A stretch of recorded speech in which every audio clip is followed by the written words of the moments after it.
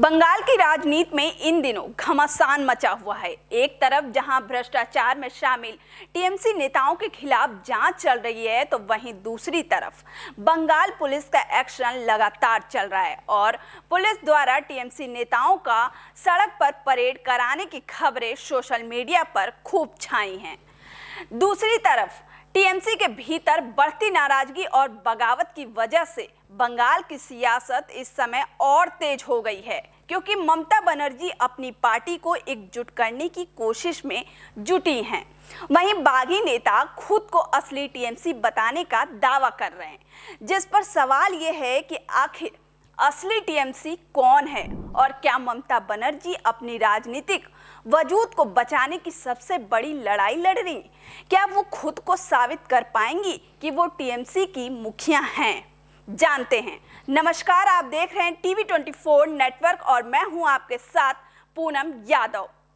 कभी पश्चिम बंगाल की राजनीति में एक छत्र राज करने वाली ममता बनर्जी आज अपनी ही पार्टी में उठे सवालों और बगावत की चुनौती का सामना करती नजर आ रही हैं।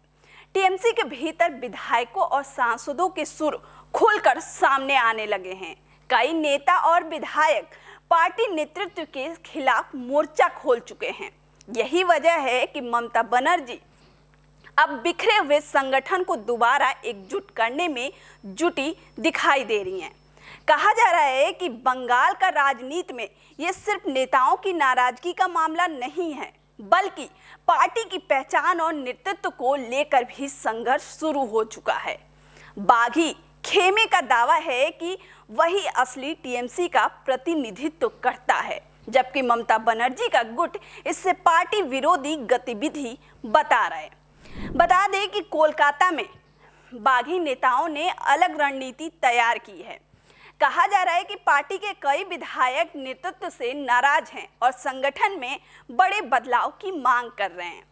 यही वजह है कि अब पार्टी के अंदर शक्ति प्रदर्शन की राजनीति भी शुरू हो चुकी है। वहीं राजनीतिक गलियारों में चर्चा ये है कि बागी खेमा चुनाव आयोग के सामने भी अपनी दावेदारी पेश कर सकता है। अगर ऐसा होता है तो मामला सिर्फ राजनीतिक नहीं बल्कि कानूनी लड़ाई का रूप ले सकता है। ऐसे में असली टीएमसी कौन है, इसका फैसला अदालतों और चुनाव आयोग के दरवाजे तक पहुंच सकता है। वहीं बागी नेताओं का कहना है कि ये केवल शुरुआत है। उनका दावा है कि आने वाले दिनों में संगठन के विभिन्न स्तरों पर और भी नेता उनके साथ आ सकते हैं। यही वजह है कि बंगाल की राजनीति में अनिश्चितता का माहौल बना हुआ है। इसके अलावा बंगाल की राजनीतिक लड़ाई अब दिल्ली की राजनीति में भी गूंजने लगी है। पार्टी के कुछ असंतुष्ट सांसदों की गतिविधियों पर भी नजर रखी जा रही है और माना जा रहा है कि राष्ट्रीय स्तर पर भी टीएमसी को अपनी एकजुट साबित करनी पड़ सकती है। इसी के साथ ममता बनर्जी के सामने सबसे बड़ी चुनौती ये है कि वे अपने समर्थकों को एकजुट रखें और जनता के बीच ये संदेश दें कि पार्टी अभी भी मजबूत और संगठित है।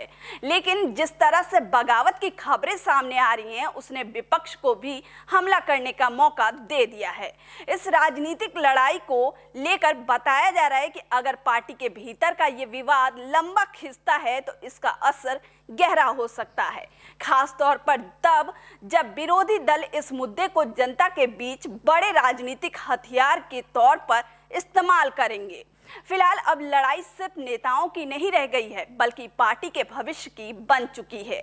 एक तरफ ममता बनर्जी हैं जो संगठन को बचाने और अपनी पकड़ मजबूत बनाए रखने की कोशिश कर रही हैं। वहीं दूसरी तरफ बागी नेता हैं जो खुद को असली टीएमसी साबित करने की रणनीति पर काम कर रहे हैं। ऐसे में आने वाले दिनों में राजनीतिक और कानूनी दोनों मोर्चों पर संघर्ष तेज होने के आसार हैं। सबकी नजर इस बात पर टिकी है कि आखिर इस सियासी जंग में जीत किसकी होगी और पश्चिम बंगाल की राजनीति किस करवट बैठेगी। फिलहाल अब देखना होगा कि ममता बनर्जी बिखरे संगठन को फिर से एकजुट कर पाती हैं या फिर बागी खेमा उनकी मुश्किलें और बढ़ा देता है। इस पर आपकी क्या राय है, हमें कमेंट बॉक्स में जरूर बताएं।